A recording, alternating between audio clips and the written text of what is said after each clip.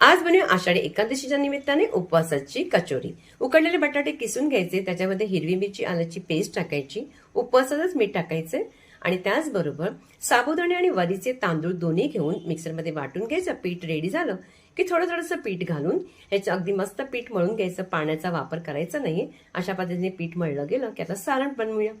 सारणासाठी आपण इथे घ्यायचे ओलं खोबरं, त्याचबरोबर घ्यायचे शेंगदाण्याचा कूट, तसंच घ्यायचे काजू, थोडीशी किसमिस, नंतर घ्यायची हिरवी मिरची, थोडंसं साखर, काळी मिरची पूड, मीठ आणि लिंबाचा रस। बटाटा जरासा घालायचा आणि कोथिंबीर घालायची। बटाट्यामध्ये थोडीशी बाइंडिंग होते, व्यवस्थित मिक्स करून गोळे करून घ्यायचे।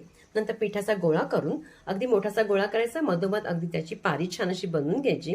पारीमध्ये ते सारण अगदी व्यवस्थित भरायचं, म्हणजे फुटता कामा नये, छान अशी भरली जाते, काही प्रॉब्लेम होत नाही।